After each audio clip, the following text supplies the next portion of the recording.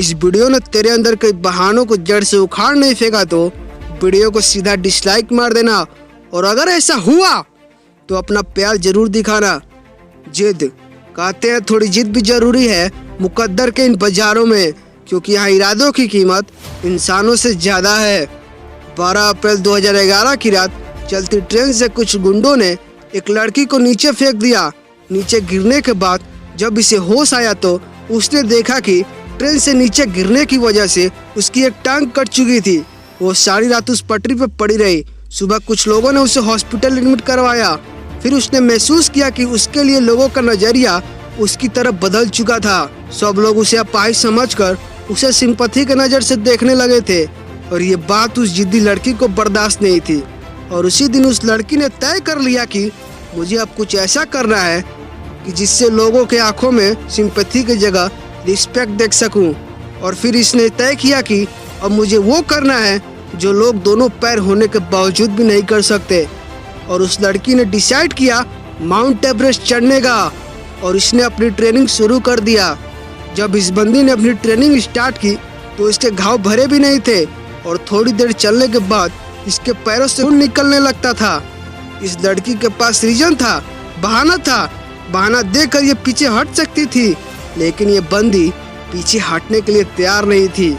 इसने कई सारे दर्द सहकर भी अपनी ट्रेनिंग कंप्लीट की, और अब ये तैयार थी माउंट एवरेस्ट चढ़ने के लिए। पर चढ़ाई के दिन ही इसकी नकली टांग देखकर शेरपा ने इसे ऊपर ले जाने से मना कर दिया। पर इस लड़की की हिम्मत और जज्बा देखकर शेरपा को भी मानना पड़ा, और फिर शुरू हुई माउंट एवरेस्ट की चढ़ाई। जब ये लड़की एवरेस्ट की चोटी पे पहुंचने वाली थी तभी इसका ऑक्सीजन खत्म होने लगा। फिर भी ये बंदी पीछे नहीं हटी और शेरपा से कहती है कि अब मैं यहाँ तक आ गई हूँ तो यहाँ से जिंदा जाऊँ या मुर्दा, लेकिन चोटी पे पहुँचे बिना मैं हार नहीं मानूंगी। और कुछ ही देर बाद ये बंदी एवरेस्ट की चोटी पे खड़ी थी, और जो उसने सपना हॉस्पिटल के बेड पर लेटे हुए देखा था वो सपना पूरा हो चुका था।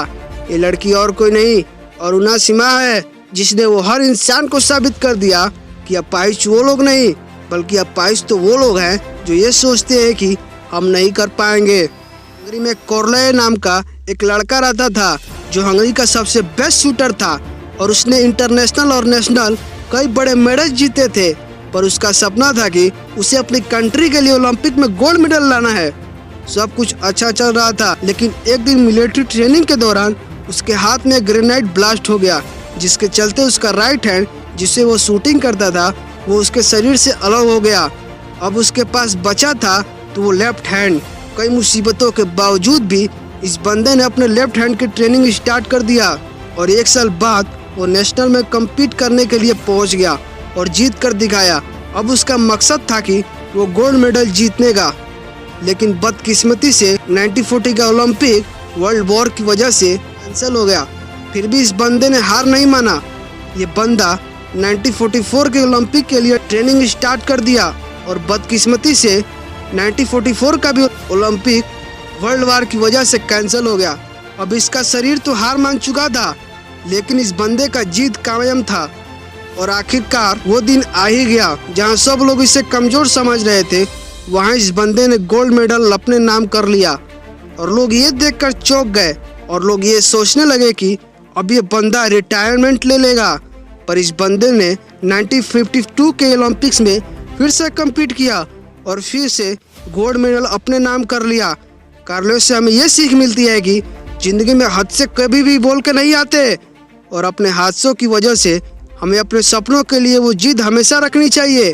वीडियो अच्छा लगा हो तभी लाइक करना। मिलते हैं नेक्स्ट वीडियो में।